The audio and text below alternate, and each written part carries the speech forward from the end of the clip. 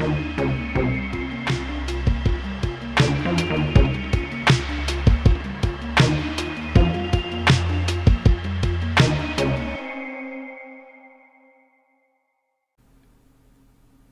is not dead which can eternal lie, and with strange eons even death may die.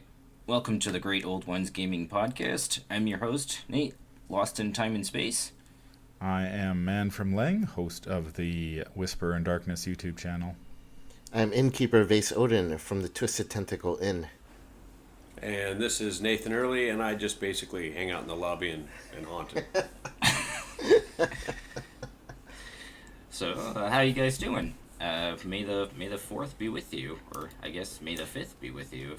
We gave out, I want to say like 500 Star Wars Tsum Tsums at my business, so the Force was felt strongly in Portland, Oregon.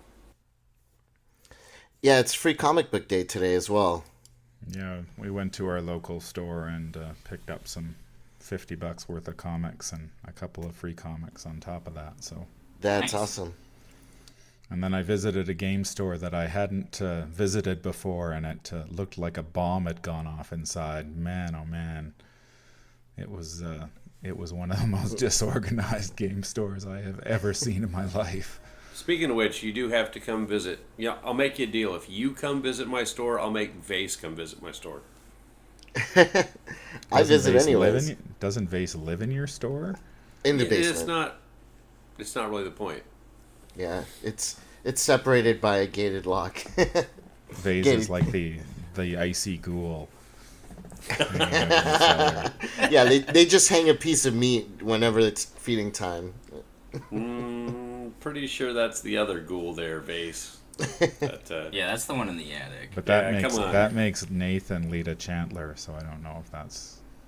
I'm cool with that. Fair All right. enough. Nate, start us off. What is the itinerary telling us to do first? All right. Well, entering into our mythos phase here, FFG recently updated the FAQ. Finally, it's only been like 5 months, something like that, beforehand. Someone been a please while. correct me. Yeah. I guess we'll just jump right into the elephant in the room here, and they added the list of taboos. So there's 3 different categories now that are optional deck building restrictions that are available to investigators now. There's the limited category, which basically just adds extra experience to overpowered cards. There's the mutated list, which changes or adds things to the text. And there's the forbidden list, which is the equivalent of the ban list, I guess. And currently empty. And currently empty. Yes. Which is a scary thought, because whatever card goes there, I can't even imagine. Yeah. And I'm sure everybody's had different thoughts, all the players, all the podcasters, even some of the designer playtesters, but it's hit me several different ways, and I'll go on that later when we flesh it out a bit more. But what's everybody's opinion, very simply? Do you think that it was a smart move on FFG's part, or do you think it was a not needed move? I think it was a smart move. A lot of players were asking for something like this for a long time. And even though it's a self-imposed limitation, I think a lot of people are going to play, at least initially, try this out and see how it works out for them. And, tuning my ear to the ground a little bit, some initial feedback is very positive about these lists. At least most of the cards in it. So I'm going to stop you right there. You say a lot of players wanted this limitation, a self-imposed limitation. Is that what you're saying? Yeah, self-imposed, because some of the players didn't really, or couldn't come up with ways to limit these cards. They would over-limit them, or the cards were so overly powerful, or they would just outright ban them. But I think it took the creative minds of the developers of the game to really come up with something that I think everyone would be pleased with. And I think having 3 different tiers of limitations definitely was a great idea. Yeah, I think most people weren't even thinking of doing something like that. Most people were just thinking of outright banning, certain cards, like mine and Christopher and such. Man from Lang, what's your thoughts on it? I think it's interesting that they did it this way, considering their other cooperative LCG, the Lord of the Rings LCG. They actually did issue errata and change. They would put limitations on cards and basically enforced it. Where this is a much more optional. This is an optional thing. Like if you're a competent deck builder and player, and you've beaten every scenario and you're looking for a little more of a challenge, this gives you something that you can tap into. Yeah, I'm going to look up competent deck builder when we're done with this. And if you're not, if you just started the game and you're just sort of wading in, and you don't even have to pay attention to it. You don't have to worry about it. The cards you have will still play as red, and so you're not having to remember errata or anything like that. I think like the cards that are on the lists, like the limited and mutated lists, I think most of us have recognized them as being a problem in the past, and probably too strong the way they were printed. But I don't, personally, I haven't decided whether I'm going to use it or not. Sure. And as I said, I want to flesh that out soon. But just on the last row of initial thoughts, Nate, what's your take? I think initially I like the idea of it. Like Man said, if you've played the scenarios a bunch and you're kind of a seasoned veteran of the game and you're looking for more of a challenge, that this can be a good way of sort of restricting yourself creatively to play the game in a different way. I agree with most of the choices on this list, and while I like the intention of it, I think it's sort of hard to execute, especially in multiplayer, when you're kind of forced to either constantly have this PDF open to remember all of the subtle changes in the cards, or you're playing with newer players and then you have to explain that these cards don't actually quite work the way that you think they work, or this card actually costs this, or there's a little initial confusion, or I guess a bit of a learning curve. It's going to take more communication in multiplayer, especially if you have newer mixes of players or what have you. Yeah, absolutely. People with a regular play group, I think, will adapt the mutated list specifically, and maybe we should kind of discuss what each list does, each card in the list and whatnot. But I think the mutated list for regular play groups is going to be easier to adapt than for like a one-off where you go to a game store and just meet random strangers and play with them. Huh. What do you think you're doing? Oh, I'm playing a machete. Yeah, I don't think so. Okay, you can't even afford that right now. Well, very simply, I listened to some podcast about it. I read the list. I let it process. My initial thought was, okay, cool. I mean, I personally don't see a huge need for it, but I also don't min-max when I play. I simply play for the enjoyment of playing the scenario. But I can totally understand for the opposite end of the spectrum, if you've got someone who's purely focused on doing scenarios as efficiently as possible, maximizing combos, looking for that. I can see why they would definitely like the list more. But then, the more I thought about it, the more I appreciated how it caused you to kind of think more critically about cards you take for granted, and also look for alternatives. Like on the Mythos Busters, they talked about the composures gaining traction, whereas they really didn't with other things in play, and that made sense. But then I had this random thought. I know you're shocked. I'll give that a second to sink in. I had the random thought that it would be kind of fun to, instead of necessarily changing the experience or errataing the card, to force you to play other cards if you take a certain card. And I don't know what that would be equivalent to, but it'd be like, if you take a machete, you have to take a knuckle duster and something else. Obviously that would be a lot harder to do, but it'd really be interesting because you're like, well, I know I have this card I want in my deck, but I have this card now, so I'm just going to play with it and see what happens. Very much like an actual investigator running for their life, surrounded by eldritch things, bleeding out in a hallway. You're going to grab or do whatever's necessary. But Anyway, that I sort of wanna share that. reminds me of what they've. I mean, what you're proposing sort of reminds me of what they've done in some of their other LCGs, like Game of Thrones, where their restricted and banned lists are they are a restricted card is one that you can play, but you can't play two restricted cards in the same deck. So say what that means is you would need to have multiple guardian, rogue, seeker, in a class, and say, okay, if you want to play machete, then you can't play this other card that's really good. Stick to the plan. I'm just picking a card that came to mind, sort of thing. So you can play with one of the good cards, but you can't play with all of the good cards. I think they did this with the Call of Cthulhu LCG as well, where they sort of lumped a bunch of cards on the restricted list, and then you got to pick one, and then all the other ones were not available to you. So in this case, you could say, okay, you're playing higher education, great, but you can't play archaic glyphs or maybe one of the cards that you can abuse with higher education. Yeah, and on the other side of the token, what you mentioned as well, like, oh, if you take a machete, you have to take a knuckle duster or something. In a game like this, where each investigator individually has such different restrictions and deck building requirements, it'd be pretty hard to, like, you might have an investigator that can take machete and not take knuckle duster, so it wouldn't work with that. They'd have to specifically identify individual investigators and then kind of tack on those requirements individually.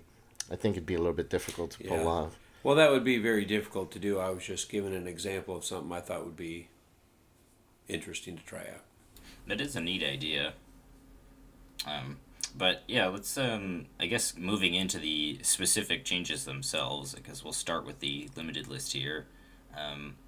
So this is the category of cards that have their experience cost basically just increased. The first card is Machete, which now costs 2 experience to include into your deck. This seems harsh. I don't know. It seems a little too harsh. I feel like you ideally want this to cost like 1.5 experience. I tend to earn on an average 3 to 4 experience in runs of Dunwich and runs of Path to Carcosa.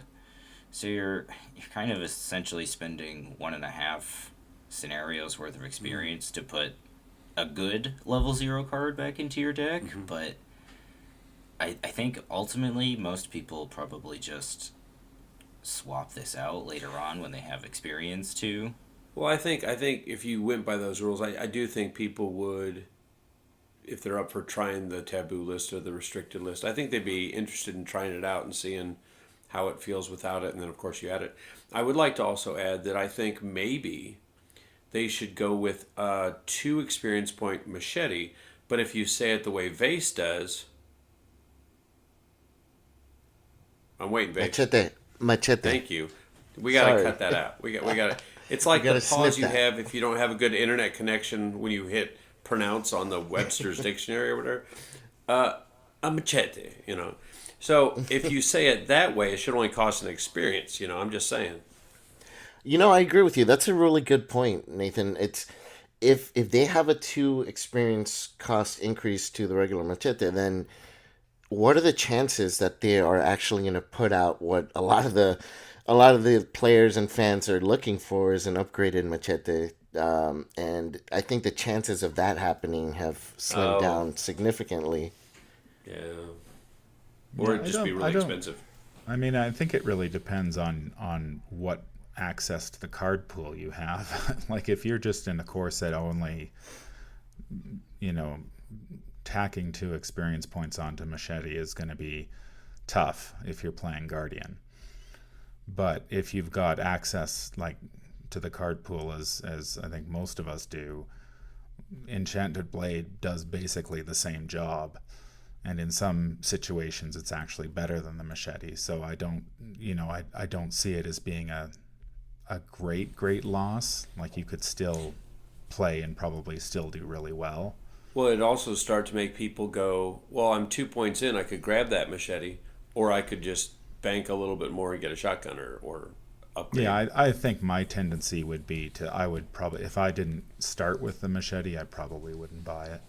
I agree. What I meant was the potential for there to be a released upgraded version of the card, like an actual legitimate Right. upgraded version, is slimmed down because if they're putting out this list now, the people that are playing the level 0 machete with 2 experience points added onto it, if they release an upgraded machete, it would either have to be a 4 or 5 experience point card, which would be insane to go from 0 to 4 XP Hey, for Vase, minimal benefit. I caught what you were saying, and I 100% agree that it does slim down the case. But I would also point out that we're looking at going into the fourth cycle halfway through. I think if they were going to upgrade Machete, it would have been quite a while ago. So being as that ship had sailed, kind of like where all our expansions are being reprinted on the ships from, across the ocean, I think they would have done it a while ago.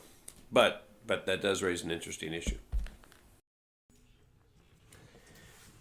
What about elusive? Do you guys think that was a drastic increase for that card? I think that is probably the most reasonable. That card is so good. Yeah, elusive is this is so elusive good. wins you more scenarios than, like, it can just break scenarios quite easily. It's I easily at least 2 actions when you play it for free. It's, oh my god, it's so good. And I think Matt Newman's on record for saying it's the most broken card in the base set. Yeah, yeah. I mean, you have astral travel that does not even close to what elusive can do, and has a huge drawback, and costs a lot more to play. And they're both level 0, which is mind-boggling. Yeah, now elusive is a card I would be willing to pay 2 experience points for, without a doubt. Yeah, and which I think further speaks to its power level. Yeah, it's to me that I would rather have that card in my deck than a lot of the XP cards we see. Mm-hmm. Yeah, just because it's so versatile, and it it can get you out of so many different situations and really, just straight up win you the game sometimes. So What about Switchblade? Yeah, I was just gonna say, going into the next road card, does this card really need to cost 3 experience? That one was confusing when I saw it. yeah, this one is the surprise to me, because I've never played it. I've never given it a whole lot of thought. So obviously there are some players out there who have been abusing this thing, but it never really was on my radar. So I get that it costs 1 resource and it's a fast action, whereas say Machete is three resources and it's not fast, but it was already an experience. It already costs 2, right? 2 experience points. Yes. So it already felt balanced to me. Of how many cards did they put on this list? 1, 2, 6 card out of 6 total cards in the entire card pool. They felt that Switchblade was one of the 6 most broken cards. Kind of mind-boggling. Maybe not necessarily broken, but felt as though it Needed to be cost balanced. more experience. Yeah. slightly undercosted as compared to some of the others. Yeah. So, what are other weapon options for rogues at 3 experience? They have the Lupara, right? Am I misremembering that? No, I think Lupara is right. They have the Derringer at level 2, and something else. And I think most of the time you end up taking Derringer as kind of like your auto weapon in rogues for the most part. Switchblade is nice, but unless you have the means of bumping yourself up to deal that extra damage, it can often feel underwhelming, I think. At least in my experience playing the card. Yeah, Who would want it? Oh, sorry, go ahead. Sorry, I'm just looking at the list now. There's the 41 Derringer, the Chicago Typewriter, Lupara, Switchblade, and then I guess the upgraded 45 Thompson would be the other one now, with for the greater good out. So of all the rogues that are out right now, who would take something above or before they would take Switchblade? I think Skids has Guardian weapons up to level 2, and Jenny can take level 0 Guardian weapons, which are usually better. Well, you're not taking anyway. Machete anymore, so... Right. Well, I guess if you're using the full list, that does make sense. Yeah. I mean, it's either... And one thing to note, too, that we didn't mention earlier, this is an all-or-nothing list, so if you can't pick and choose the rules that you want to play with. If you want to play with this list, you have to adhere to all the rules on the list. Otherwise, the police come and take you away. Yeah. Otherwise, the star spawn of Cthulhu come and they, devour your flesh. Sacrifice you, yeah. Yeah. But, yeah. So Jenny doesn't really want this card.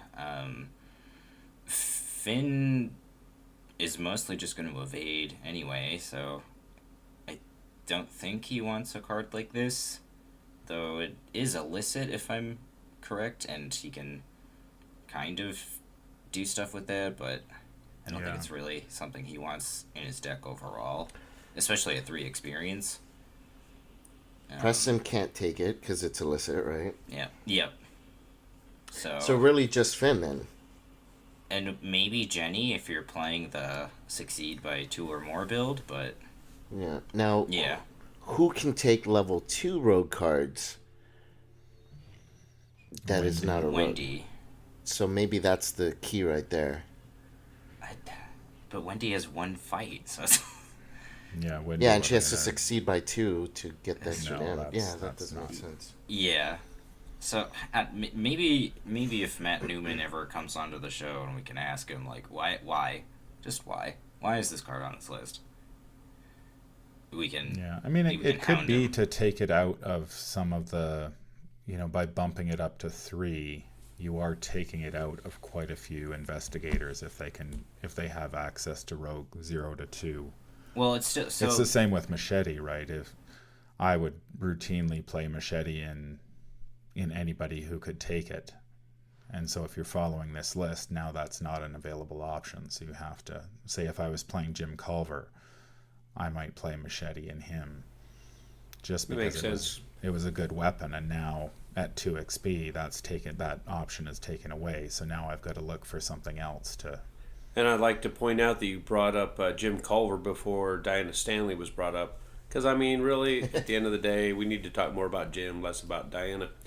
I think ultimately, though, I think that's the hot spot is the fact that the people at Fantasy Flight, Matt and his crew, are trying to take away the things that are just auto includes that seem too good to be true, and if they picked it as one of their 6, as you pointed out, then they either saw a way that it could be abused soon, or that it was already being abused and wanted to kind of shift the focus towards some other ways of playing rogue in this case. Well, you mentioned auto-include cards, and these permanent cards on the list are, I think, easily, most people would consider these probably the most broken cards in the entire game. Higher Education and Streetwise both received an additional 5 XP. So they cost 8 XP to put into your deck. That'll wake you up like a good cup of coffee on the Arkham Oh, yeah. morning. Yeah, absolutely. Honestly, it's still worth it, though. Wow. These cards are... I think so. I think it's worth that's it a for both of testament them. right there. Mm-hmm. Yeah. Yeah, I mean... Absolutely. Go ahead there, Base. Oh, sorry. Yeah, all I wanted to say is the most important thing is you don't have to buy 2 of them, So... Right, exactly. It's essentially 2 shotguns, but Higher Education is going to make you pass, every intellect test you need to make, and probably every willpower test you need to make, so... But the fact that you can say, hey, they just upped these 5 experience and they're absolutely still takeable, points to the fact that they were right to put them on that list in the first place. Agreed. Yeah, man, what do you think about... I think Streetwise is definitely the bigger hit. I think rogues are much more reliant on... Yeah, Streetwise is... Preston is a god with Streetwise on the table. in my experience. Like, that's really the only card he needs. In addition to his just starting stuff, once he gets streetwise, I was just walking through scenarios Oh, wow. with no problem. So, just real quick, for a lot of people listening, slash maybe people in this group, the fact that he has all one stats and the fact that you said you were walking through scenarios, you found that his stat line hasn't been that big of a hindrance, I take it. No, I think they, when they gave him family inheritance with those 4 resources, that makes up for a lot of it. He's at level at the opening of a campaign, he struggles a little because he has no way of investigating very well, at least in solo play. That was my experience, is that the first scenario was always touch and go because he has very limited options to grab clues.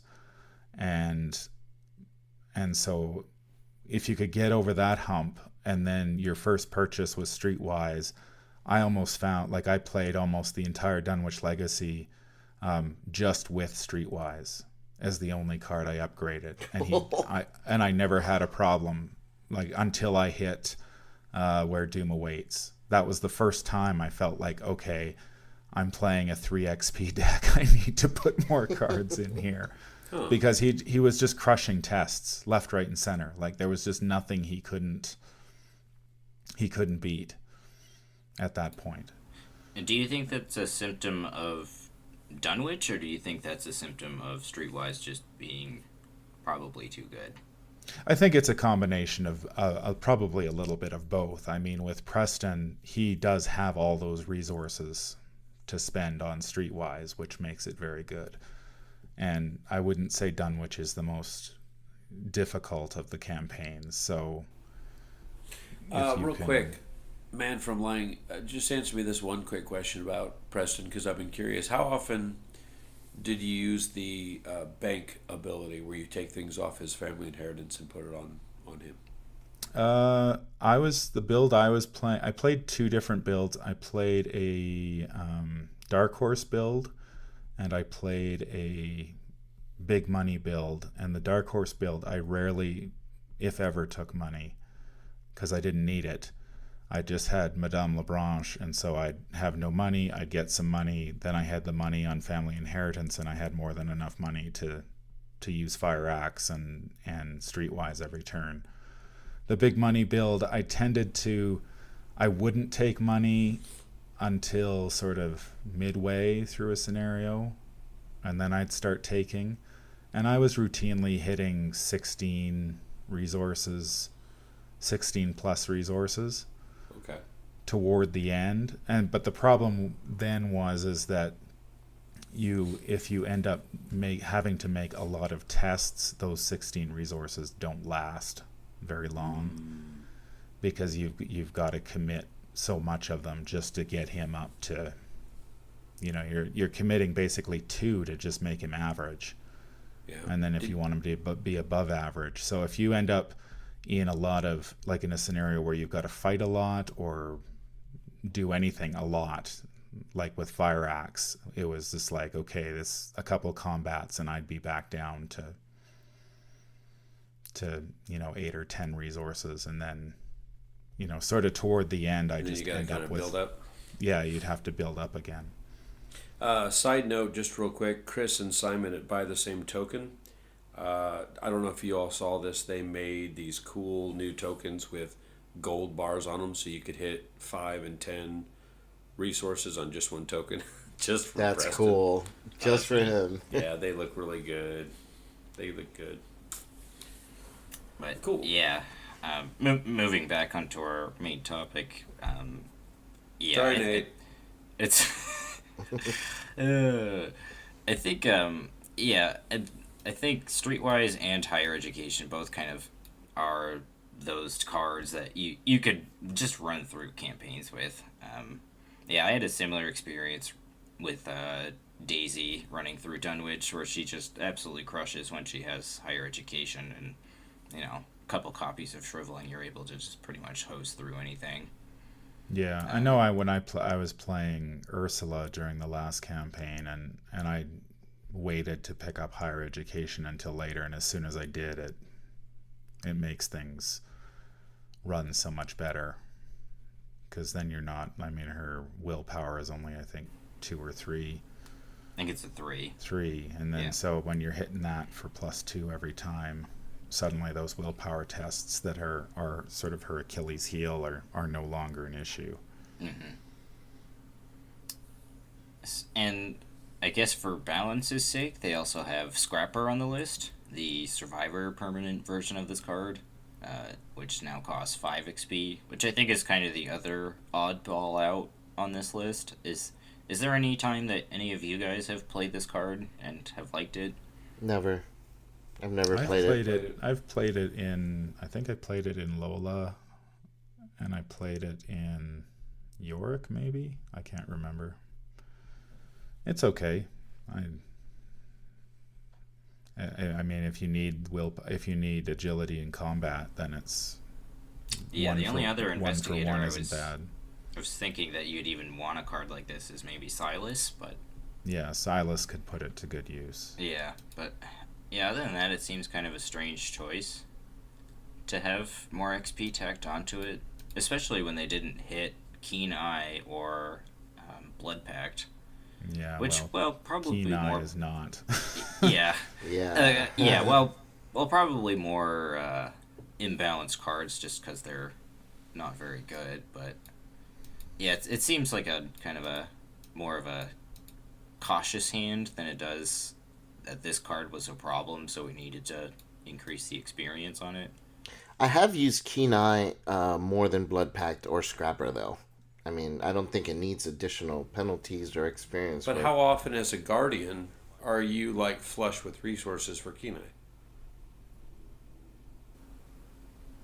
Do you think they have a Keen Eye on it? Just saying. I find why they didn't I touch usually buy Keen Eye, and then I'll use it maybe like just a handful of times, but during a campaign. But when I do use it, it's clutch.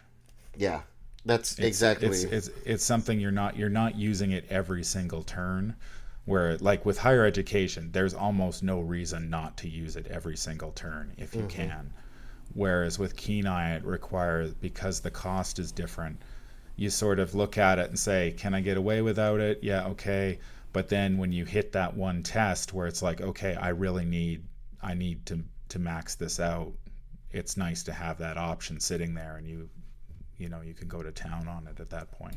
100%. Keen Eye lasts for the whole turn too, right? Yeah, it lasts the whole turn. So if you're at that boss fight at the end, it's like, okay, well, I'm going all in on Keen Eye, and I'm going to take down Silas or whatever this turn.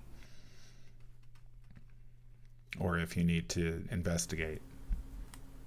Well, speaking of investigating, Dr. Miley Christopher has seen a mutation.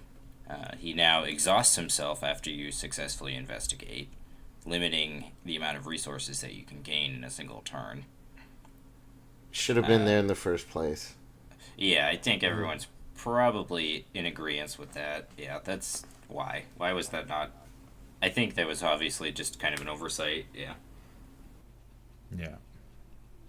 And even in this state, gaining a resource a turn for doing something that you were going to do anyway. It's like, you need to investigate locations to win the game. So gaining a resource every time you do that. Gain a free action every time you do an action you need to win the game. And as it's written now, it's after you successfully investigate still. So if you fail, you're losing nothing. Now, I'm sorry, go ahead. No, go ahead. So comparing him to Alice Luxley, who is, some people are comparing her as kind of like the equivalent of Milan Christopher, but I don't think so. I think Alice Luxley is highly dependent on whether you have a creature in your location, and you probably don't want to be engaged to that creature, or you want to use cards that don't provoke attacks of opportunity to pick up a clue here and there. But for her ability to kick in I think you'd have to be in a multiplayer game more often than not. And I do like her, don't get me wrong. I'm saying she's more balanced for a level 0 card than Mylan Christopher is because you're not going to benefit from her every single round, whereas with Milan, you pretty much you have to investigate. So you're benefiting from the beginning all the way until the end of the scenario. Yeah, and to note on Alice too, real quick, it's dependent on the scenario too. If you're playing a scenario like the Miskatonic Museum, and there's only one enemy in the encounter deck, you're probably never gonna trigger her realistically. Maybe once or twice, but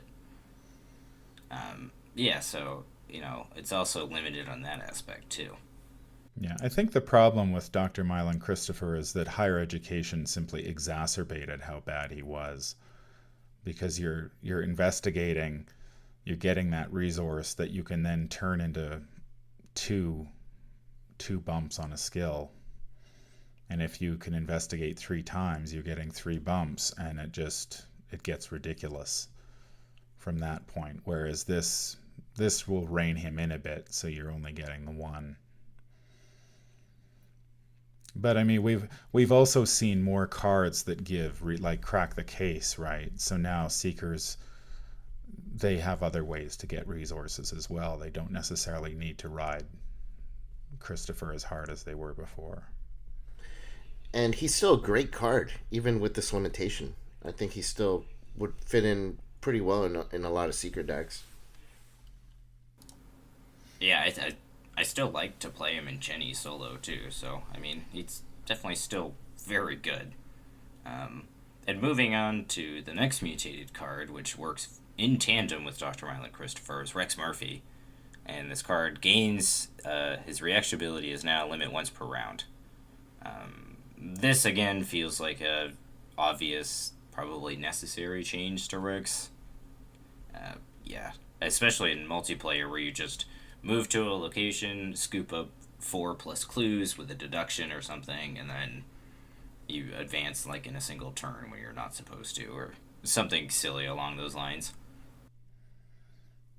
Yeah, I know the first time I played Rex in multiplayer, I was just like, this is ridiculous. Like, how did this guy get past playtesting? Because it was just like, I don't have to do anything. Like, everybody else just sat around because I was racing through scenario. Like, it's like, okay, so what? There are 4 clues there. I get them all, like in a turn.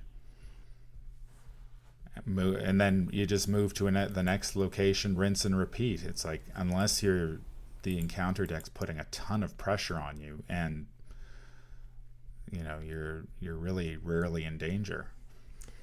Yeah, and even solo, he's a monster. I mean, some people, say, oh, well, in solo you only pick up 1 clue in most locations, but there's that combo with burglary where you just do a burglary and you pick up the free clue and you gain a resource from Mylan Christopher and you still become a monster.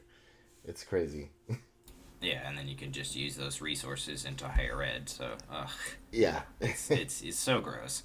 So it's nice to see that all these obviously powerful Seeker cards are, I guess, the developers also see them as problems as well. But yeah, moving on to the next mutated card, we have Delve Too Deep, which gains group limit 2 copies of Delve Too Deep in the victory display. Mentioning the Mythosbusters podcast, they mentioned in their Path to Carcosa Iron Man that they had like 6 of these at one point. Yeah, when I was playing the Iron Man, we were doing the same thing. It was obscene the amount of experience points we got from this. Like we were intentionally not like Unspeakable Oath is the type of scenario you try to finish as quickly as you can, and we were stopped because we were still delving. It's like, no, we could win this, but no, you have 1 more delve in your deck, so let's wait and get that out. Like, we were just, you're gaining so many extra experience points every game. Like, this is no surprise to me. Yeah, I think this is one of those this was probably how the card was intended to be played, and Matt and Nate probably never thought that, you know, people with multiple collections would get up together and, you know, just kind of play 8 copies of Delve Too Deep. No, no, it's a little. It can be a little tricky in multiplayer depending on what happens. Um, you know, you can get a bunch of bad draws, but I think with the one exception in Unspeakable Oath where we were waiting and delving, that was the only time it almost cost us a game. Every other time it was just like, yeah, we'll just wait. We'll wait till you delve next turn. And of course, the thing is, people when they talk about delve too deep, you're not delving for 4. You're not drawing 4 encounter cards because everybody has resigned, except the delver. Oh, that's true. So everybody resigns. The delver sits there. He delves, and you're gaining 4 experience points for one encounter card at that point. So then what they should have done in the mutation list, in my opinion, is make it where only anyone who's still in the game when it's played gets the extra experience points. That would force people to kind of think twice about using it in that way. I would think. I don't know. I think that's a little hard to judge or like rules Yeah, lawyer, probably from I a guess. book. Yeah, from a bookkeeping perspective, that would be tough. But I think in a lot of cases, like even in the probably the Mythos Busters Iron Man, they were doing the same thing. It's like everybody resign, and then we'll get in a couple more delves, and so if you're only drawing 1 or 2 encounter cards, you're basically getting XP for free at that point, which is not really what this card was intended to do. You know, you were getting the XP, but you were supposed to be exposed to some sort of threat. And the way the card is written, it's not. Yeah, so I'd play a lot of solo, and I don't play a lot of Mystic, so I don't have a lot of experience with this card personally, but yeah, that seems ridiculous. Yeah, Um, even in solo, it's awfully tempting just to sit there if you've got a delve in your hand, and it's like, sure, I'll take another encounter. Like, especially if you're sitting on a resign location, if you know you can resign and be immune to pretty much everything except a bad treachery, why not?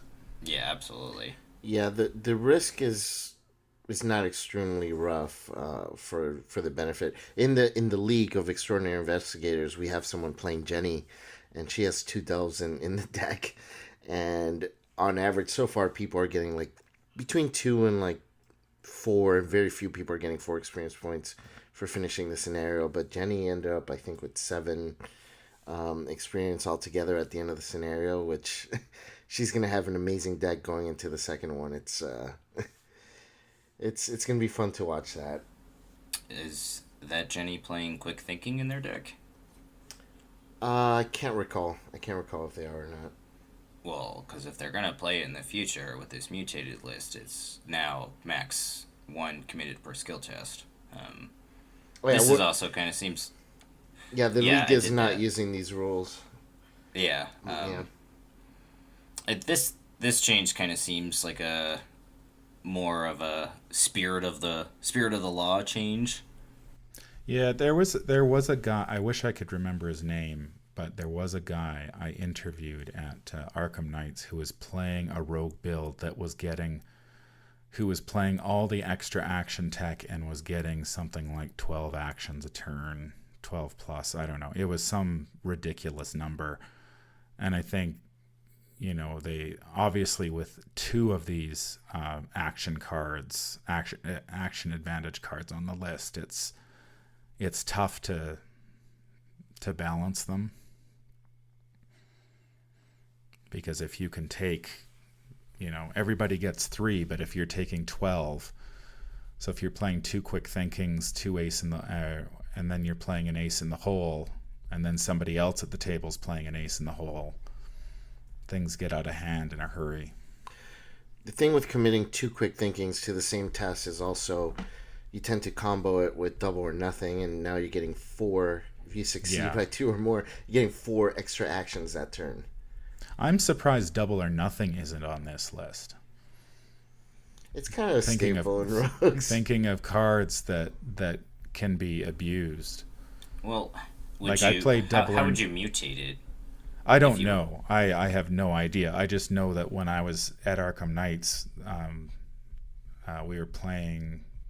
I was playing Finn and was comboed with Daisy as the Seeker, and we could clear a 10 clue location in one action with Double or Nothing. So, that's pretty. If you can pull off that sort of nonsense, then it's. Yeah, it definitely can be abused. I actually was able to get I think it was 12 resources and 6 damage out and 2 extra turns out with skids when I was test playing before the league. Yeah, all in one test, committing for one test, and I was able to nail down 6 damage, 12 resources, and 4 extra or 2 extra actions or something. So definitely can be abused tremendously. But I don't know how you would limit something like that. Yeah. I mean, they might have. Maybe that's a card that you can put on a limited list and add an experience point cost to it or something like that. Maybe. Because I think some people who play Double or Nothing tend to wait until they have. It's not like an automatic choice in a level 0 deck, but it is the further you go down. So it sort of players would be more naturally inclined to pick it up later with experience. But yeah, I have no idea how you would go about that sort of thing. Yeah. But I'm not surprised these 2 extra action cards have been mutated, because you can really. Yeah, and Ace in the Hole was a card that you could essentially repeat over and over again to gain unlimited actions. For listeners that perhaps are unaware, there's a Rita build. I can't remember the Arkham DB user, but I remember seeing that deck, and it's essentially just the Will to Survive and this card, Ace in the Hole, plus a couple other cards that essentially just loop those 2 cards over and over again.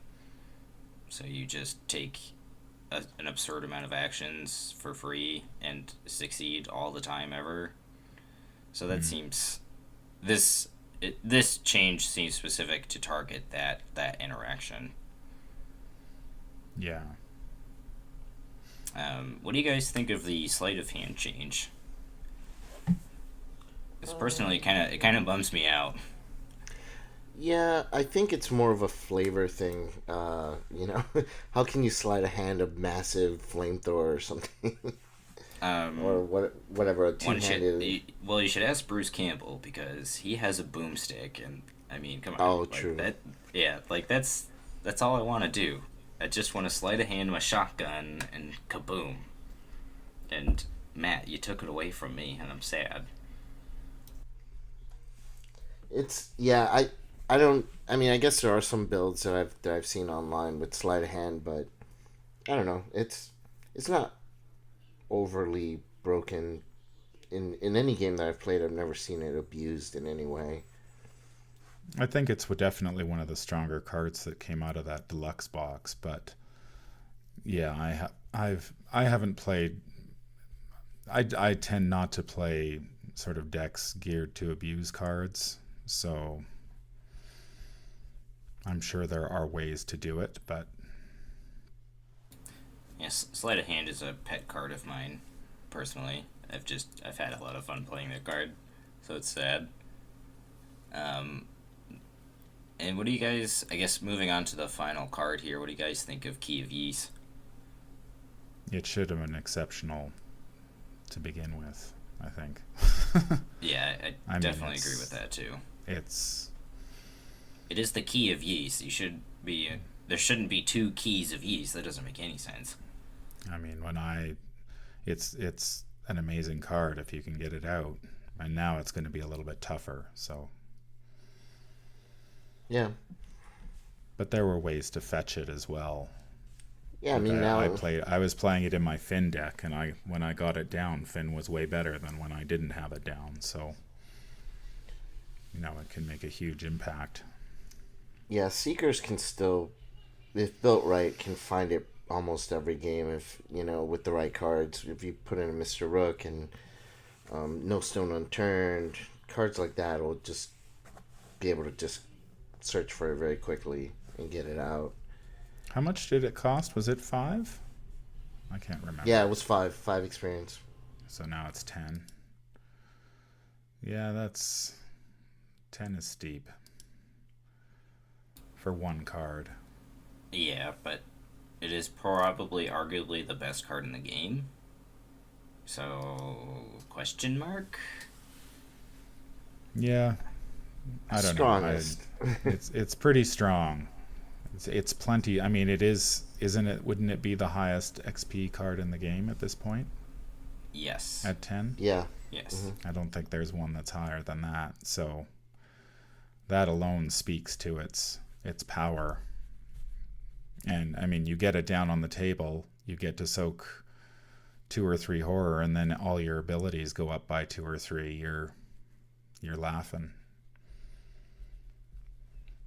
Although I did find in certain builds, it's actually quite like I was playing it in Father Mateo. I was testing it in that, and it's actually sort of balanced I found in Mystic builds, just because they, like up until the release of Wither now, Shriveling was really their only option, and Shriveling had that horror.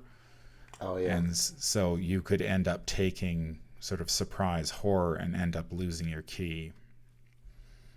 So you could get it down, but it wasn't guaranteed that you could keep it, because you always sort of had to be very wary that, okay, if I'm shriveling, I could lose my key as well. But that's just specific to that class. I find myself not including key often in my decks, just due to the fact that it costs so much experience. I end up usually buying other staple cards first. I'm in the same boat as Nate. We're taking turns paddling. Yeah, I guess it's obviously powerful, so I've never really felt the need to include it in my deck, because it just kind of feels like it's one of those cards that just makes the game easier. Just having it in your deck, I guess. But maybe that's kind of a strange opinion to have. Yeah, in the many multiplayer games, I have a meetup that I run at least once a month, sometimes every few weeks, and I always play with different people, and I've never played with anyone who uses this card. And we always do standalone, so you have experience to build your deck with, and never played with anyone who's used it. I think people in general kind of self-impose that limitation with that card.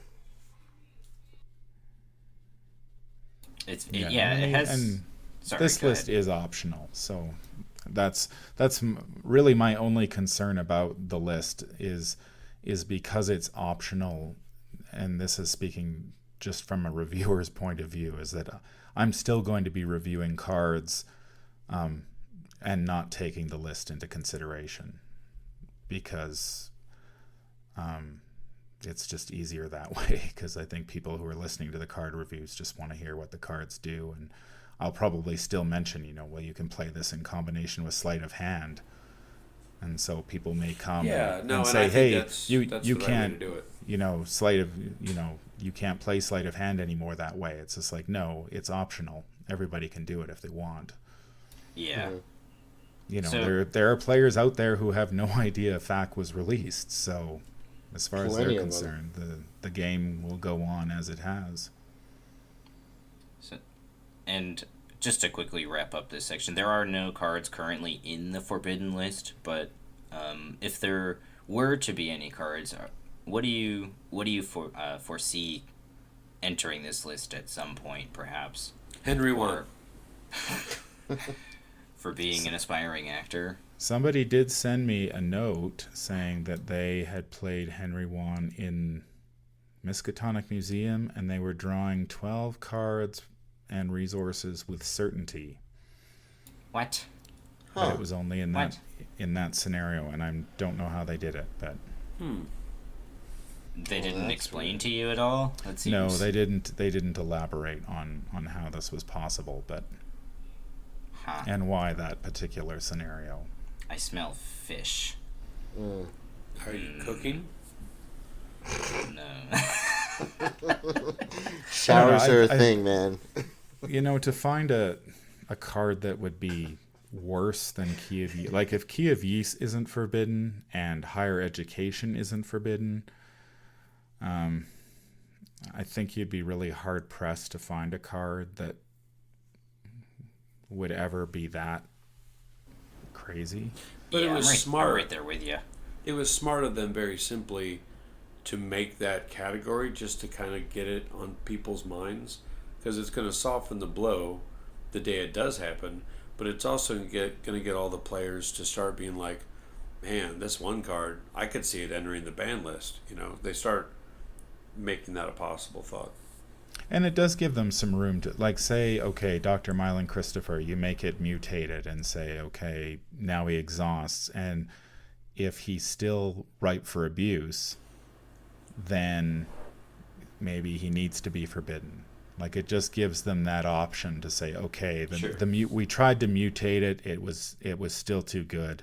So now it gets bumped down to forbidden. That and I think Nathan said future proofing. It's 100%. As the card pool grows, it just becomes so much harder to think of every possible card interaction and scenario.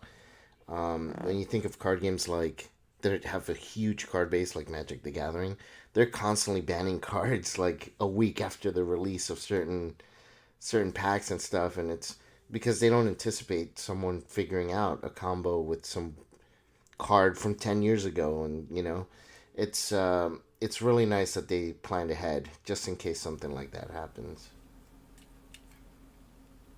Well, yeah. Other changes to the FAQ. They fixed one of the scenarios, the witching hour, I believe. They changed it so you put 5 locations into play regardless of the number of investigators. Yay.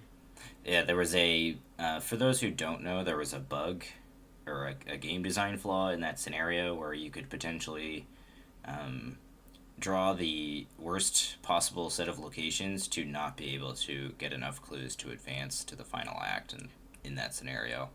So they fixed that. I think that was probably the best way of fixing it, rather than trying to remove one of the 1 clue locations from the pool, so you always have enough clues. Other changes than that, though, I don't think there's really much to go over. Yeah, they just clarified the deck building restrictions for the Dunwich investigators now with the multi-class cards, but that was already in the secret name handout where they'd already tweaked that. But in other news, they did announce the return to Carcosa, or the return That to made me very happy. So what are your guys' initial thoughts on this product? Are you excited? Are you not excited? What cards do you hope to see upgraded in this set? I already spoke out of order right when you were getting it going, along with Vase's woohoo. I don't know why, because rationally it doesn't make any sense when I saw that hit the news feed, that it just made me really happy. I mean, I think I'm like a majority of the players. I would argue that we like content and having options, even if we're not necessarily going to use the content or options. It's just cool to have extra. And, I think there's a lot of people out there that really like the Carcosa cycle. So to be able to go back and visit the old haunts and to re-interact with stuff, it made me really happy when I saw it drop. What do you think, Vase? Yeah, I'm really excited for it. I enjoyed the Return to Dunwich changes for the scenarios, and it's the only version of Dunwich that I play, except for the League, because I have to play the original for the League. But I can't wait to see what they do with Carcosa. I think that cycle was really well done. on its first release. There are a few scenarios that maybe needed a few tweaks, and hopefully they did make some of those tweaks. But I'm also really excited about some of those player cards. The logical reasoning, it just looks amazing. Logical reasoning level 2 or level 4, where you can heal up to 6 horror with one card is really amazing. And I think they also announced the Colt, was it? Yeah, the 32 Colt now has you can spend a resource to bounce it back to your hand. Which is Well, really cool. That's neat. Yeah, and the logical reasoning also gains an additional willpower icon. Yeah. So yeah, these upgrades seem. Yeah, and I think you can see in the product announcement there's alchemical transmutation. That card I was really not. That card sucks. So maybe an upgrade will do better. I'm not sure. There's a Guardian card there. I'm not sure whether that's Eat Let or not. And then there's Suggestion, the Rogue spell. And it looks like we're also getting another weakness. So, It does look like they're kind of, instead of doing A or B, they're going the C route. And by that I mean, I remember you talked about the upgrade or the cards that they revisited. There were all cards that really didn't impact anything. So they tried to breathe new life into them. And I think instead of doing that exact thing or going with all good cards, I think they're kind of doing a mix. Because I know I run logical reasoning in a lot of my seeker decks. I just like it.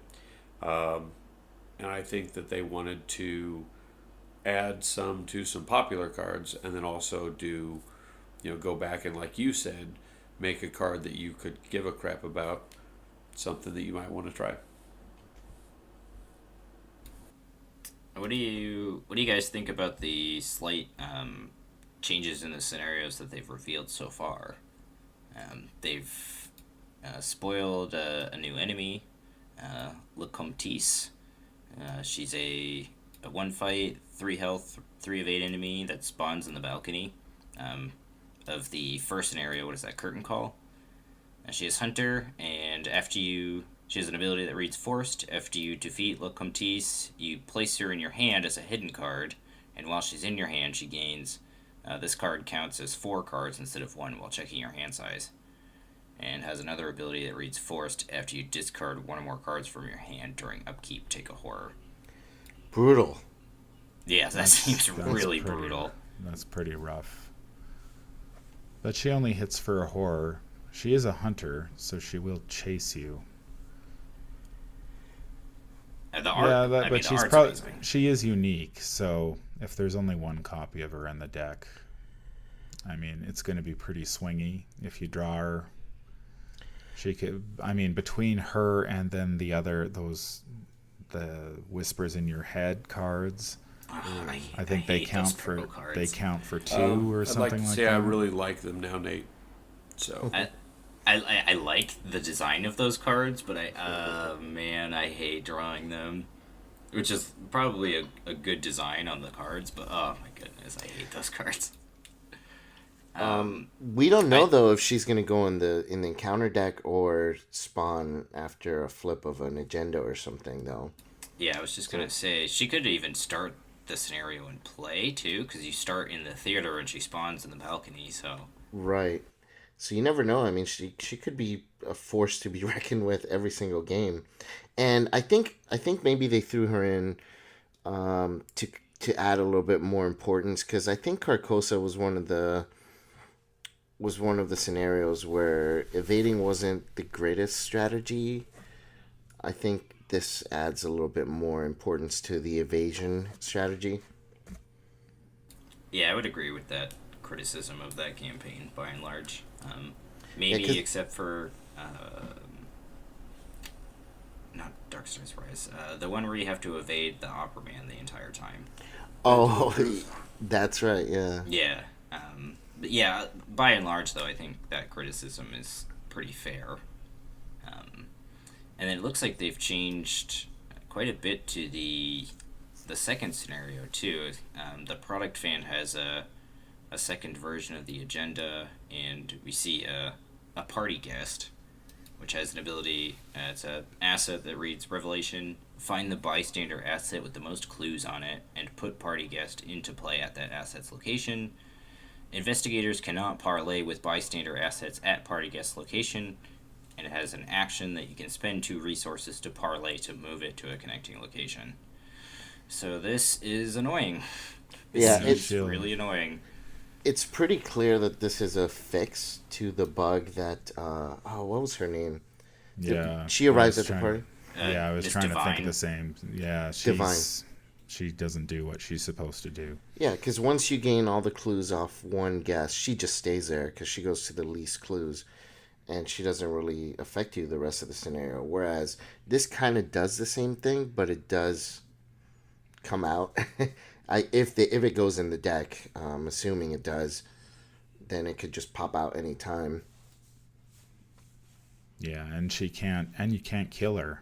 Like, you can move her around, but you can't kill her. So Yeah. you're gonna have to deal with this. Like, she taxes your resources too. So depending on what your board state is, where the resource guy is, that could be pretty tough to get an additional to pick up that guy.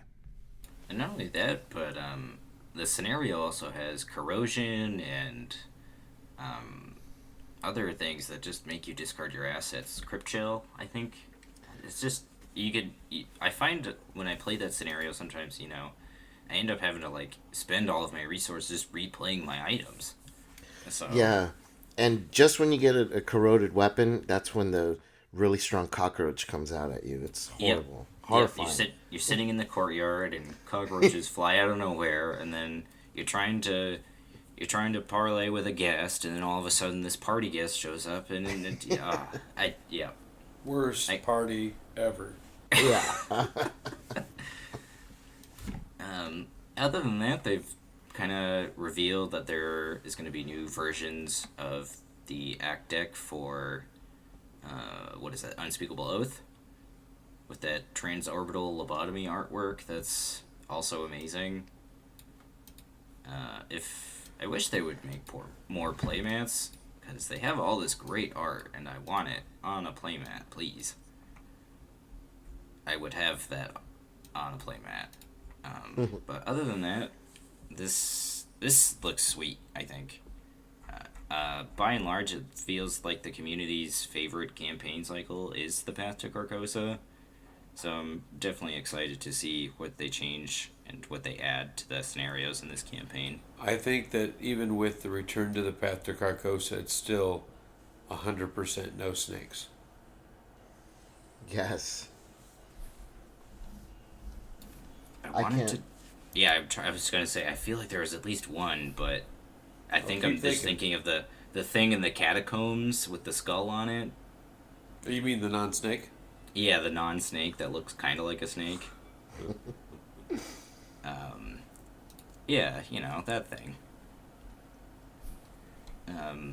But Vase, you had mentioned earlier about your League of Extraordinary Gentlemen, or Extraordinary Investigators playthrough of Dunwich. How's that been going for you? Oh man, it's so much fun. They have a Facebook page for everyone who's playing, and you have to live stream your games. So there's been a lot of interesting live streams, and I think it's become pretty clear that playing solo, you tend to make a lot of mistakes that you don't even realize you're making. But we have people verifying the game, so people are catching the mistakes a lot more, and it's been interesting. It's been a lot of fun to watch everyone's play style and everyone's decks, how they're performing.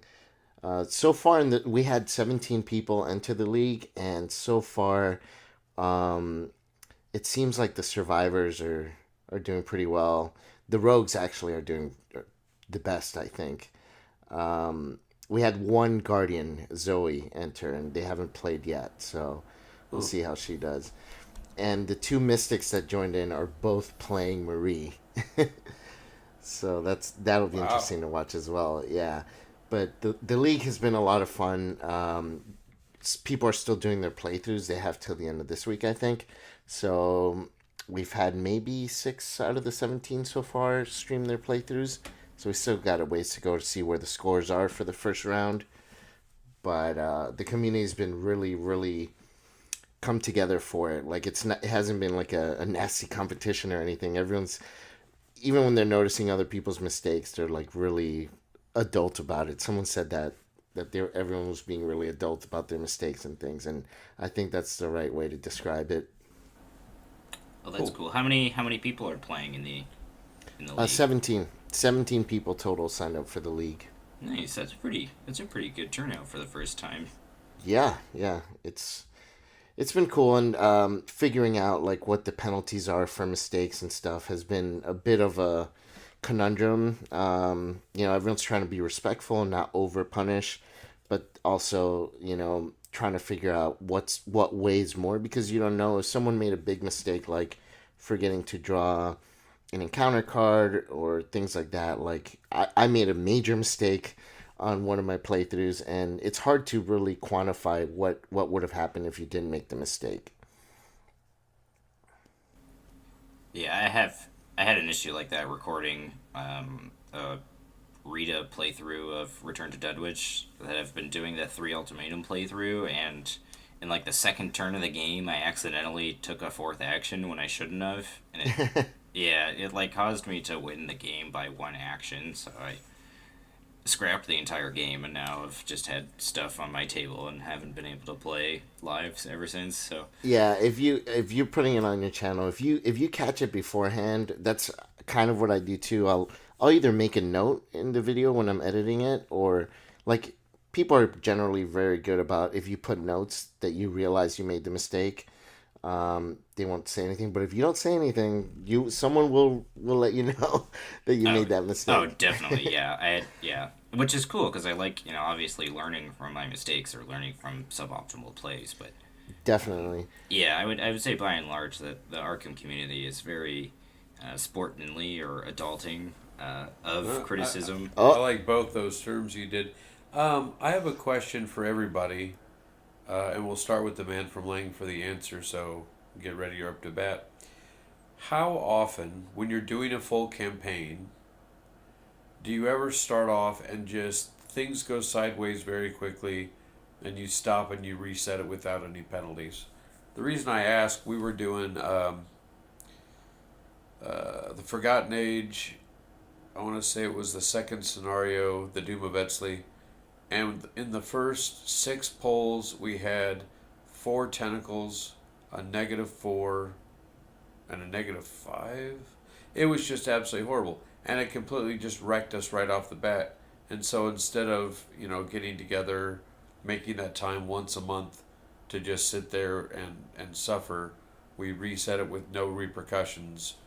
How often does that happen when you play? I tend to play, if I'm doing, like, Forgotten Age was a weird campaign that way, because you could get wrecked pretty quickly, especially on Doom of Estley, and I think also on the Boundary Beyond. And I just tended to play it like I would just with Doom. I would just sort of depended. I might take the penalty of the 10. Just blow up the temple and move on. Or often I would just play the scenario over and over again until I got a result that I was happy with, and then would move on to the next one. So, I might play 10 games of Doom of Estley and I might win one of them. Wow. And then I'd move on, and then I'd play, like, I think I did this with my Leo deck. I made it through Doom on that one I made it through Doom quite easily, and then I played Threads, and that went well, and then I hit Boundary Beyond, and between me just making play mistakes and the difficulty of the scenario, I think I ended up replaying that one quite a few times before I moved on. Okay. And I didn't penalize myself or anything like that, because the game is hard enough as it is, and I'm just happy. Okay, I got through the scenario. I earned a couple experience points, and just keep on trucking. So kind of like in a choose your own adventure book, if you got your finger on the page, you're going to let yourself go down a path and then come back to that spot and then try it again, kind of thing. Yeah, I think you get a better sense. I think just by replaying the scenario, you just get a better sense as to like whether it's difficult or not. Like for me, like the ones in Forgotten Age, like Doom can be quite tricky. Threads I've rarely had problems with, and Boundary can be just a real pain in the ass. Sure. And then Heart is fine. So it's just sort of those tougher scenarios I'll end up playing a lot more.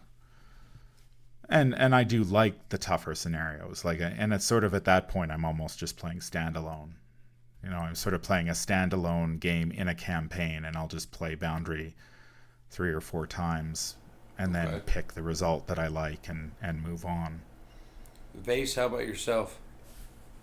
Are you talking about streaming or just in general playing? In general playing.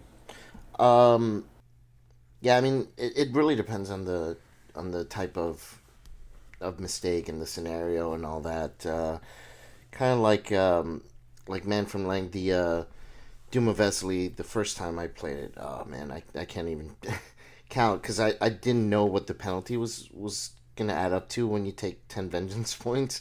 So I didn't want to go through the rest of the campaign doing that, so I just replayed it until I beat it. But then there's other scenarios where it was clear that it was just going to be a slog, like Heart of the Elders after failing miserably on Boundary Beyond. After the second or third, I just wanted to be done and over with it, so I just moved on. I don't know. Hopefully that answers your question. Okay. Nate? I tend to just do my blind playthroughs as such, completely blind, and then afterward I will play through the scenarios again and try to like learn them more intently, and maybe pay more close attention to what I want to be doing and developing my strategies afterward. But when I do my blind playthroughs, I strictly like the story experience and not knowing.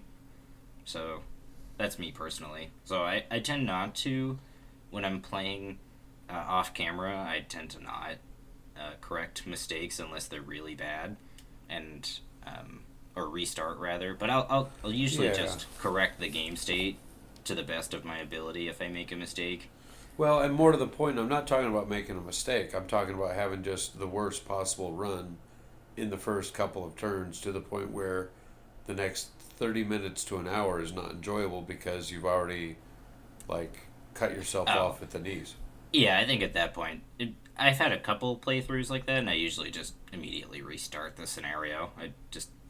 As someone who's played the this happened quite a bit in the Lord of the Rings LCG, where you could 2 turns in, you knew where you stood. It was either like you were dead, you just didn't know it yet, or you had a game on your hands. And so people would routinely, if you, even on streams, they would just reset after 1 or 2 turns because they knew, they knew they'd played the scenario enough at that point that they know, like, if you haven't hit this or that benchmark, you're not in a position to win.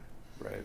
And I think in a scenario like Doom is sort of like that, where it's like if you haven't done X by the time you're on, say, agenda 2A, like there's very little you can do to recover at that point, and so you might as well just reset. Yeah. Okay. I just wanted to get everybody's quick opinion on that, and I hope I didn't sever off too prematurely the discussion about the the event Extraordinary The League Investigators. of Extraordinary Investigators. No, that's cool. But Nathan, you had mentioned in our show notes that you wanted to mention a fan scenario. Yeah. Why don't you go ahead and talk about that? Has anyone else played The Blood Spilled in Salem? Not as of yet. Okay. And I have not. Okay. Blood Spilled in Salem, I'll just do a quick talk about it and then won't carry too much since I don't want to spoil anything. It is by Colin Tolle, Towle, I think, but I looked up how to pronounce it. We'll see if I butchered it. I liked it quite a bit. Basically, in this one, you go to Salem, the famous birthplace of the witches or what have you, and of course, in this campaign, it's a horror-based RPG card game. Well, this time you find witches, and it's cool. It starts off uh, fairly stable with a little bit of ominous in the background, and then quite quickly you start running into issues. You run into flocks of murderous crows. You run into black cats all the time. All of a sudden, familiars, of course. You run into several types of witches. There's also a neat little uh, encounter where there's corrupt police officers and regular police officers. So that kind of makes it neat and feel like a unique scenario. But I'll quickly start off. I'll read the very intro here just to give people the mood or give them an idea. It's late. You've been trying to sleep for some time now, but sleep doesn't come easy to you anymore. Every time you close your eyes, you just see those things chasing you. It's like they've started nesting in your mind. You've been pouring yourself over some old arcane text, just trying to grasp what it is you're up against, but half of it seems like fiction. Then again, the lines between what's real and not have been blurring of late, and it is getting you nowhere. And that's when the phone rings, etc., etc. And of course, you get called to Salem. They have something locked up in the town hall, and your goal is to try and get to the bottom of it.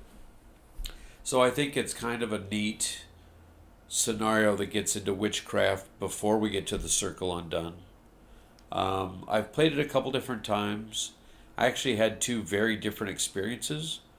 It does have it does have a lot of creatures that you're dealing with, and I think the first time I went down in a blaze of glory against various creatures that I encountered.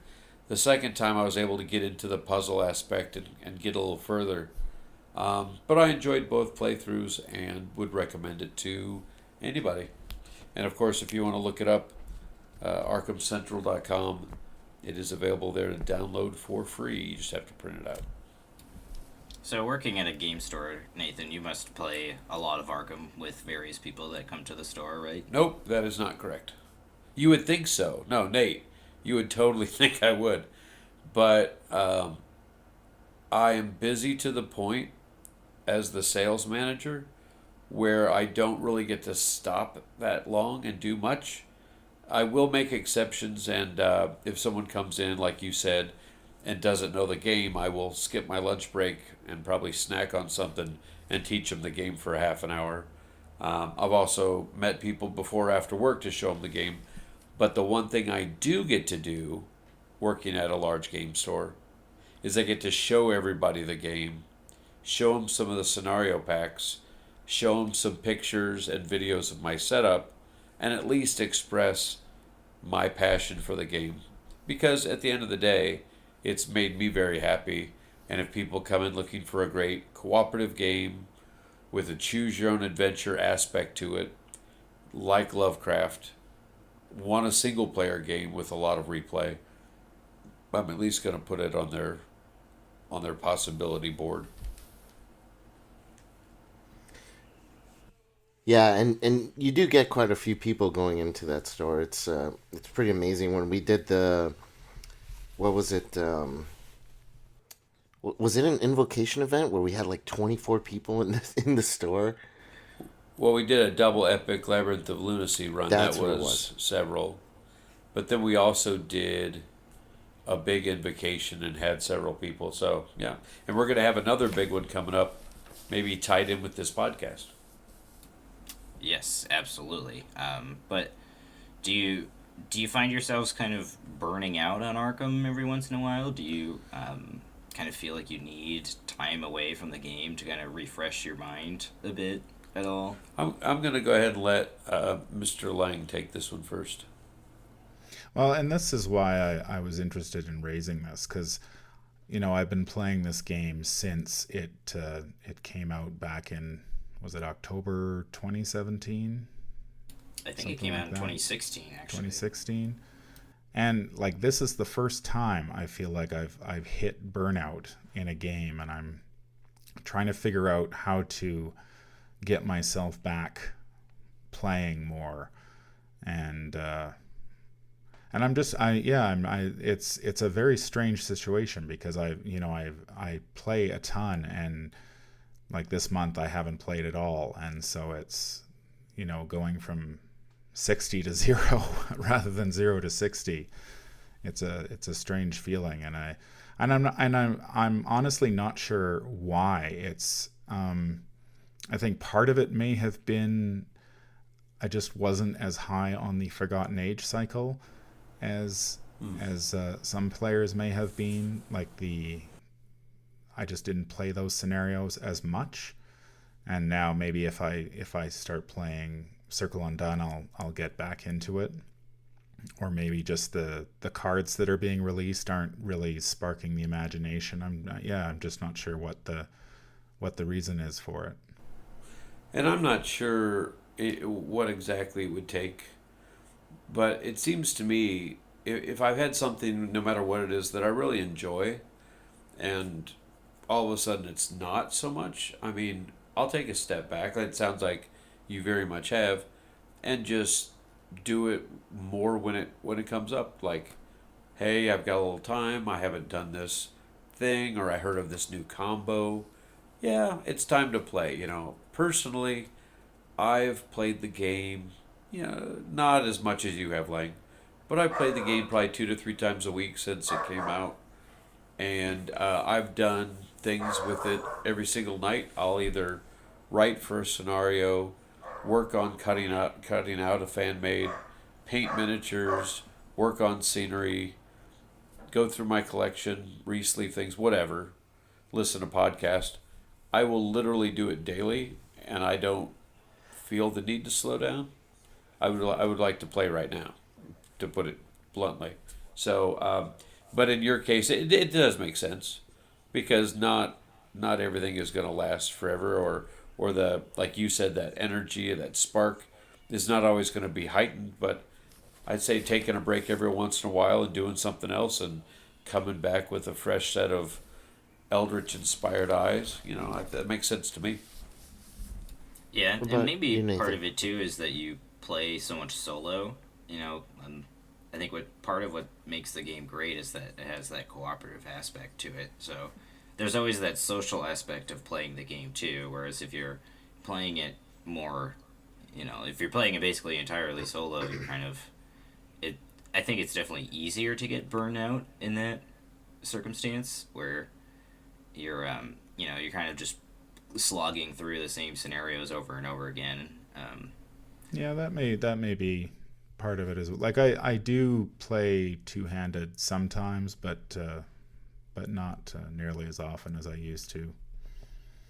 And there are interactions there with cards and with players that you don't get when you are playing strictly solo.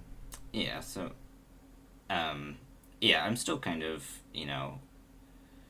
in the same phase that Nathan's in, where I only get to play like maybe two or 3 times a week. So any chance that I get to play is great for me. So it's an interesting question, though. I wish I could kind of be of more assistance, because I like watching your videos, obviously. So it'd be nice if you would play more, but. No, we've got, man, I've got videos lined up here, so there's going to be a ton of them coming out. But it was just a strange feeling, for the first time, when you go at something hard for almost 3 years, and then you sort of suddenly stop doing it for a couple weeks, and I do try to take breaks from it, so I'm not constantly going at it, because I think otherwise you would run the risk of getting burnt out and just saying, to hell with this, I'm going to go do something else. I also wonder whether it may be just me, but I think we've sort of reached the point in the card pool where it's gotten large enough that it's hard to sort of take it all in. I'm not sure if that's No, the right way to say that it. Yeah, resonates. I definitely understand that. Like it's just sort of like you sort of want to play, like there's so many cards to consider now. Like back when Dunwich was released, you had the core set and you had a couple of Dunwich packs, and so sitting down to build a deck was relatively straightforward. It was more of a throw all the cards in and then take a bunch, take a half dozen out, and you had a deck. And now there's a lot more to consider. And I've noticed this in other card games as well, where it sort of just reaches a point where there's simply too many to consider, and it sort of just becomes a stumbling block to overcome. Do you think? I honestly don't know how Magic players can do it with the amount of cards that they have to deal, like 4, I think it's 4 sets a year. 4 sets of 250 cards a year. Like, that's an incredible amount of material to wade through. From my personal experience with Magic is, as the card pool expands, the amount of viable options for your deck sort of decreases, if that makes any sense, as newer cards kind of make other older cards obsolete. And a lot of Magic's design philosophy is based on the limited format. So a lot of the cards are essentially just reskins of older cards, or are, by and large not cards that you're going to want to build decks with outside of that limited format. So Magic is kind of unique in that where Arkham, the cards are, you have less in your deck obviously, but the cards by and large feel more intended to be balanced, rather than cards that feel like they fill space in a pack. And thematic too. Yeah, that too. Lang, do you think that you feel pressured to keep up with it? Yeah, that's part of the problem of the format, like with this monthly format. I think that's one of the things that I've had to struggle with as a content creator is like, say even just this week, like the last couple weeks, right? Okay, so we had a new Mythos pack drop, we had the FAQ announcement drop, we had the return to the Path of Carcosa announcement drop, and so there would be like, if I was making videos on all of those things, there'd be like, there's 3 videos right there in addition to everything else that I might be interested in doing. And so I think personally, I've just had to draw a line and say, okay, there are certain things I simply can't. Yeah. I can't do. I can't do it all. There's just me. So I'll pick and choose my battles and try to do the stuff I do well. And then, because I know when I've done my In the Know series, which is very popular, and I asked people, what would you like to see? And of course I got a ton of requests for videos on all manners of rule questions. And it's just like, man, I could basically do nothing but make those videos. Yeah. I could just make videos for the In the Know series and do nothing else. And people probably really like it, but it wouldn't provide anybody, there's a real diverse audience out there. There's some people like the reviews, some people like the playthroughs, some people like the how-to guides. So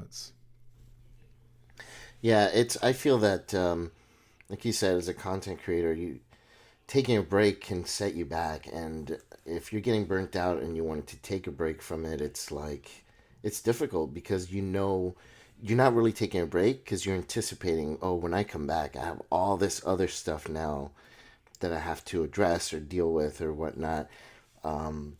It's definitely a balancing act for sure.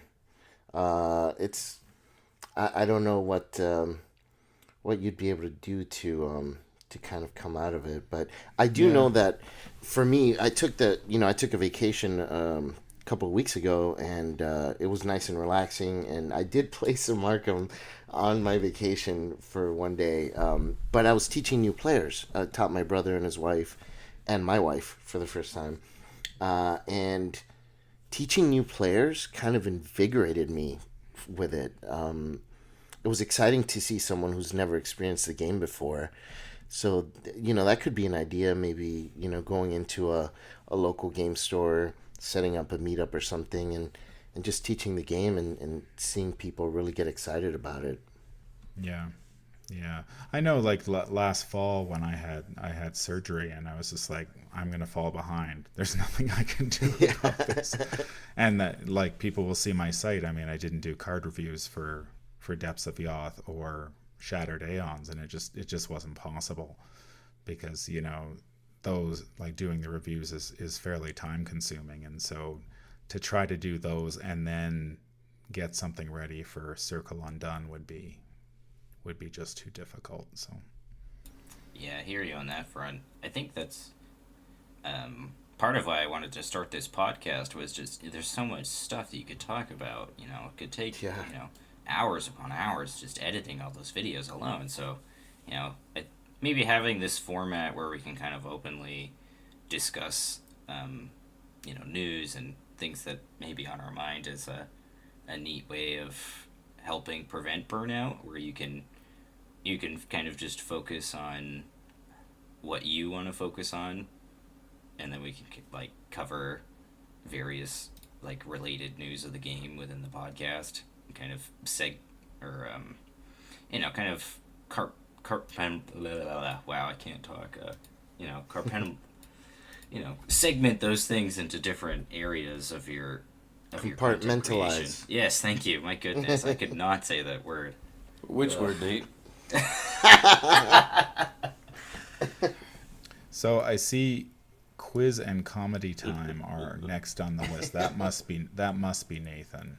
Hey, dun, dun, dun, dun, dun, dun. I really should come up with a jingle for that part. He comes dancing across the stage Yeah. with a top hat and a cane. After last episode's slaughter in the quiz, I hope you guys Right. brought your A game. Hey, Yeah. so that's why I took the time to go ahead and spoon out Vase's eyes with a spork before we did this one, so he doesn't just run away with it. All right. Oh, so is that Vase in the Return to Carcosa art there? Is that you? Oh, wow. Ooh, Fighting words personal. already.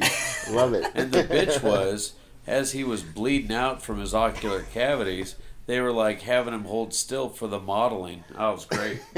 All right, here we go. Once again, folks listening at home or in the car on the way to work, what have you, feel free to answer these. I know I picked on Vase last time. I said you could write to him and get something free. So this time, I'm going to go with the innkeeper of the Twisted Tentacle Inn to be your go-to prize pony. Feel free to write to Vase anytime you want. All right, so here we go. First question is, how many investigators are there that you can play? Now, this does not include duplicates, but it does include possible promos from the various novellas. 28, Without- I believe. Okay, we got a 28. Anybody else going along with that? I'm going to say 23? 26. Oh, that's pretty good. And nobody actually went and counted. So my math is probably wrong, but I came up with 29. Ooh. That would be 2 from the novellas, and then 6 from 2 of the cycles, and 5 from 3 of the other cycles. So that is Now, what I does that came up with. does that include the prologue investigators? It does not. Oh. They have not Trick come back out of the question. mist. They come out of the mist when the man from Lang does not suffer burnout. That's how it works. You know this. All right. So once again, I came up with hold on, 29. Feel free to Real write quick, back. Nathan. Does that include the body of a Yithian? Okay, you know what, Nate? Oh. Go ahead and mute Again. yourself. Mute yourself for the rest of this effing quiz. All right, next question. It's hard to guess the answers when the answer keeps changing. No, the answer was 29. All right, next. Which ally has the subtext of looking out for number 1? Leo. Leo DeLuca. Yeah, he beat me to it. I thought Leo had other stuff under his name. He's the Louisiana Lion. Yeah. He was from Mississippi, Oh. but Louisiana sounded better. Oh. Looking out for number Looking one. out for number one. Cat burglar. Okay, so you can just admit you don't know. Yeah. Because you know there's somebody. Is it Joey? Of course it's Is it Joey the Rat. Looking out Yeah. for number one. Hey, but I would like to point out Nate has a point, and the man from Lang has a point, and he can go suck it. Vase has 0. That's pretty good. 0. Sorry, Vase. All right, Yeah. number 3. No prize this week. Yeah, you don't know that. You're given the prizes. Number 3. Here's a quote from a card, and you're going to try and figure out which card this is. It is meant for you. It always has been.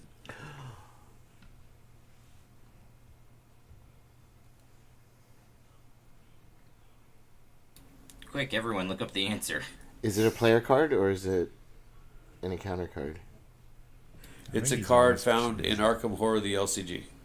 Okay. That really narrows it down. You know what, Nate? You're not on mute. It is meant for you. It always has been. Think fairly ominous.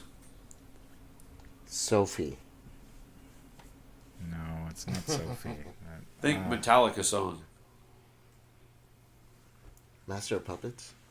Yes, it is the brand new weakness. Master of Puppet. No, it's not the master. The bell tolls. For whom the bell tolls. Oh, that's pretty cool, actually. That was a good hint, too. Dang Yeah. it. That's all good. It's okay. We can't all win. We'll just say I get that point since I knew the answer. All right.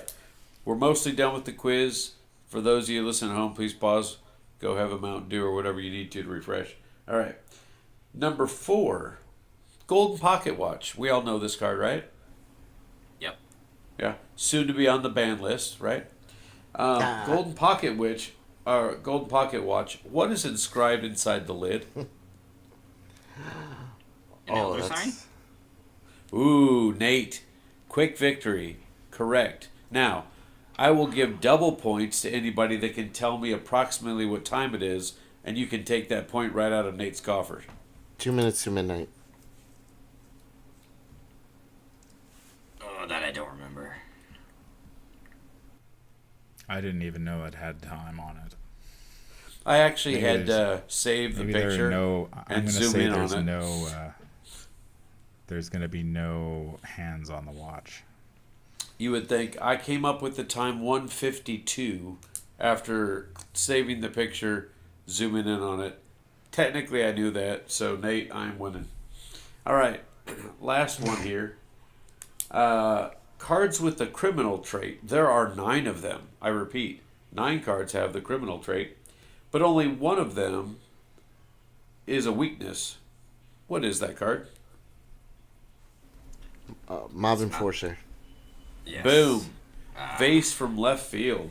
So, yep, that wraps up the quiz. The only quote unquote comedy I had was imagine in the alternate universe through the mirror you have cultists that have a chaos bag that they're digging out of. And all the different symbols in the game all are different for them. For example, let's say they pull a squid or an elder thing, and it means that they have to wear itchy robes for a week, or whatever the case may be. But just take a minute and imagine cultists having their own chaos bag. What kind of thing, what kind of effect would they have by pulling something negative out of it? They're the ones sacrificed. They turn to each other. It's not one of the good guys. No, but I mean, I don't know. I think that concept is a humorous thought. I'm sure people that do comedy panels and that read Lovecraft could have a field day with that one. I mean, I guess one of them could be like you read the Black Book. Another one could be you gain insight into the mythos and then go insane for a week, but then come back. Maybe one of them is a -5, and if you fail the skill test, you are lost in time and space. Oh. Nice. You wanted to say lost in time and space. Yeah, definitely think about that because I think that could have some funny captions to it. But anyway, that's neither here nor there. I just wanted to kind of bring it up. Well, since you mentioned that, actually, I'm gonna go ahead and use that as the means of our special giveaway. So if you have any funny um, cultist bag memes or whatever, you have a chance to win these super awesome special pins that Miles from Aurbits has made custom for me, and I have a couple extra left. So I'm gonna be Which giving one both of them. specifically do you have? That is currently not liberty to say. Wow. Mystery So, prize. I have Elder Signs and Auto Fail tokens. So what Miles has done for me, he gave me a set amount of them, and he put them in random packages, and I'm going to be giving them to my groomsmen. So one of them may or may not draw an auto fail. So whichever are left, I will be giving away here. So you can go ahead and submit your entries either in the comments of the show notes, either on Reddit or on our website, or you can email any one of us with the subject header Great Old Ones giveaway. And we'll probably, by the next episode, we'll decide a winner. Hey, just to try to keep the answers in a central location, should we put a main place that people could forward those that more people could see? Like I know we announce the episodes on Facebook. What about comments there? Would that be easier to kind of find? Yeah, absolutely. If you, yeah, now talking some shop copying live on the show here. If we want to set that up, we'll set that up. So when this goes live, that'll all be situated. But yeah, and we'll take a picture of these too, and they're absolutely gorgeous. If you've seen the Aurbits tokens before, They're amazing. You're not going to be disappointed with these pins. They're absolutely astounding. The Well, quality. it's very is top cool of you notch. to give them away. Yeah. Nathan, are you sure you don't want them to send the entries to Carolyn Friend the Botanist at gmail.com? I think that she's going to be a real up and comer if she doesn't get banned, Vase.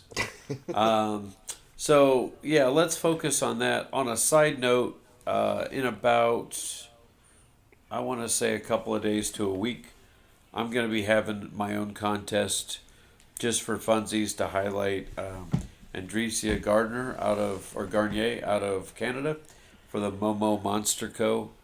I'm just going to show off several of her mats and do a contest to give away. I will pay for it, but we'll give them some free stuff from her just because I love supporting her. Well, that's awesome. And yeah, and again, we'll have all that stuff in the show notes. So if you want to enter those contests, all the details will be there. Yeah, Nate, did you officially get married already, or that hasn't happened? That will be happening on the 19th of this month. In Germany, right, or something? That will be our honeymoon. So we're Oh, getting married on a Sunday and then leaving on a Tuesday. No, they're going to Germany to get married, and then they're going to honeymoon back at home. Yeah. Go back to Arkham for a week. Wow. Yeah, and in some other news, Vase, you've opened up a Discord server, yes?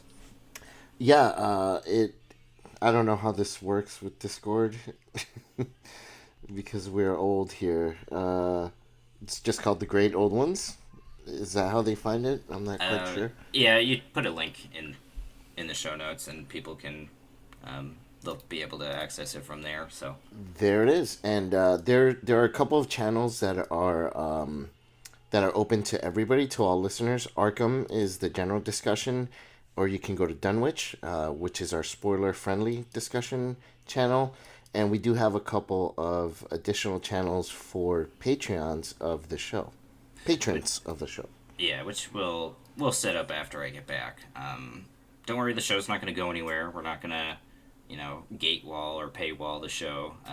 We're going to just add more cool stuff, and if you want to support us, then that's cool, and if you don't, well, then, listening is enough. So we really appreciate everyone that listens to the podcast, and everyone that watches our videos, and everyone that just supports us in general. And with that, does anyone have any closing thoughts before we wrap up tonight's episode? Or Nothing. I can't think of anything. we had like a slow month for Arkham, and then all of a sudden it was just like bam, bam, bam, bam, bam. It hits at once. Yeah. I kind of want to do something soon in conjunction with this podcast, kind of like the League of Investigators did the online streaming playthrough, which is cool. I want to do something for everybody like myself who will never live stream, but still be involved in the community, kind of a challenge or something. So I think let's start thinking about that and host it from the show's perspective, and we can talk about the outcome on this channel or on our individual feeds. But I would like to do some kind of a obtainable fun contest. Yeah, like a special event. That would be speaking cool. of special events, actually, I'm gonna pick your brain here live on the air. Nathan, since you are a sales manager at a large game store, and we're a podcast. Most of this is correct. And we're a podcast dedicated to a game. We could always perhaps maybe have an event at your store at some point. We could arrange like a that'd be big fun. meetup. That'd be neat. Well, we have room for roughly 300 people in the store. So if we did want to section off, 50 to 100 seats at a given time, it would take some work, but I mean, we could always do something big. Yeah, and that'd be neat. I'd have to fly out to Portland. Obviously. And you would Obviously, obviously have free room and board. I'm just saying. Well, And that's very obviously, nice. you'd have a lot of fun in Portland with us over here. Oh, absolutely. I don't know if that last one's as obvious face, because you have to think put it up is. with us. I think it most definitely is. Yeah. I volunteered Yeah. to drive up to Canada. I'll go get that guy. He's up there somewhere. Somewhere. Well, it's still snowing here, so that's. Are you I'm not serious? driving. I'm not driving anywhere right now. Oh my goodness. Awesome. Well, thank you to everybody for participating today in the podcast, of course, and thank you to all the listeners out there that enjoy sitting back and fall asleep to my sweet, sweet sounds of mischief and what have you. We're gonna have you do AMSR, for all the listeners to eventually for the last hour. So Nice. Yeah, go ahead and listen to Nice. that. And I'm just gonna set the mic in the bathroom. Everybody just relax your ears, I was actually listening. It was interesting. I listened to Act several 1A. different. you were Stop. locked up in your study. Somebody kill his feed. No, I was listening to several podcasts, and I was listening to our podcast, and it's And ours interesting was because we better. have a very, Vase, you can't say that, not sound like a jerk. No, but it's Well, interesting. we've got the because blood feud that started, so. we have some fairly dynamic voices within our podcast. Like the man from Langs is very like lecture, like a professor type talking. So it sounds more like, oh, I got to pay attention because there's going to be a quiz when he gets done talking. And Vase tends to be pretty jovial and full of emotion. Mine tends to be deep, gravelly, and nasally. So yeah, could I not sub that out? And then Nate, you tend to have, I don't even know if it's an East Coast accent, but it tends to be a little lighter of tone, and you speak fairly quickly. So I don't know. It was interesting listening to that dynamic compared to some of the other ones, because as we all know, Frank and Peter at Drawn to the Flame are the same person. It's just I thought They're it both was British. just two. I just thought it was two guys in a trench coat. yeah, I thought two guys in a trench coat. At, what is it, episode 22B? Yeah. Yeah. No, I and I think- mean I like think the you're same right. the same trench coat, right? Like they're actually the same person. You know what I mean?